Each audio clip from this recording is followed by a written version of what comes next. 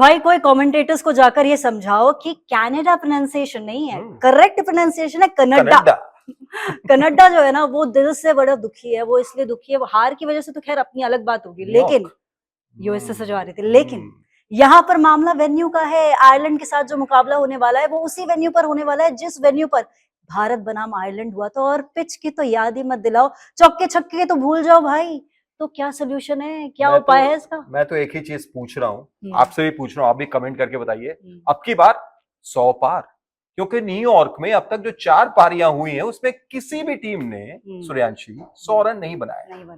श्रीलंका 77 बनाता है, उसके बाद चेस करते हैं ऑफ कोर्स 78 बनाकर साउथ अफ्रीका, 96 बनाता है आयरलैंड, भारत चेस कर जाता है 97 बना के। यानी अब की बार 100 पार हो पाएगा कि नहीं?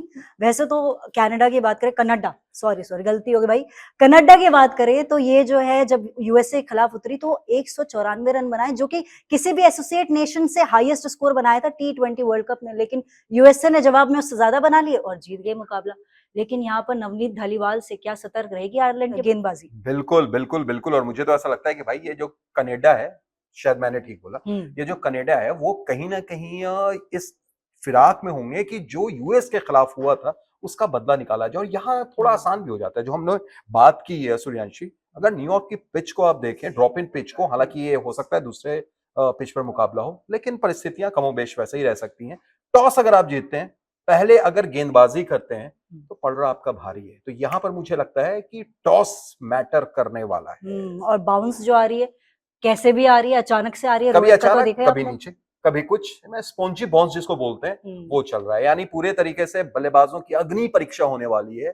अच्छी चीज कनाडा के लिए ये है कि सामने आयरलैंड की टीम है, हालांकि मैं कहीं से भी आयरलैंड से कोई श्रेय छीन नहीं रहा हूं, लेकिन फिर भी एक चीज उनके पास है कि जिस अंदाज में उन्होंने पिछले मुकाबले में यूएस के खिलाफ खेला था, अगर वो वैसा ही प्रदर्शन कर देते हैं, अगर इस पिच के ऊपर में 110 वाला बन गया ना, 110 115, तो समझिए फिर बल्ले बल्ले है कनाडा की। बिल्कुल बल्ले बल्ले हो सकती है।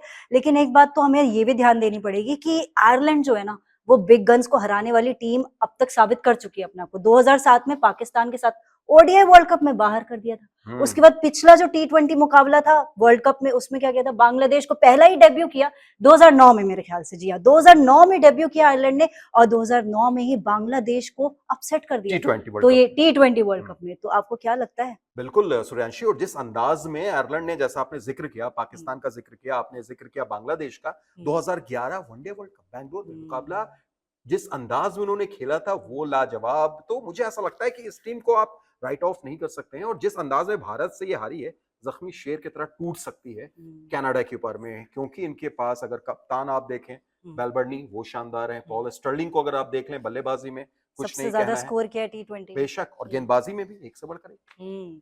तो एक से बढ़कर एक धुरंधर होंगे। तो देखना जरूरी होगा कि कनाडा जीतेगा या फिर आयरलैंड। और कनाडा का जो कप्तान है ना वो टेली मार्केटर एक जमाने में रहा था और अब वो कप्तानी कर रहे हैं। ये भी एक इंटरेस्टिंग फैक्ट है कनाडा का। बिल्कुल, और आप भी अपना प्रेडिक्शन जरूर दीजिए। और आप ये बताइए कि जो जुगलबंदी चल रही है वो आपको कितनी ज्यादा भारी है, क्या आप कहते हैं, जरूर आप हमें कमेंट करें और देखते रहिए ESPN क्रिक इन्फो हिंदी।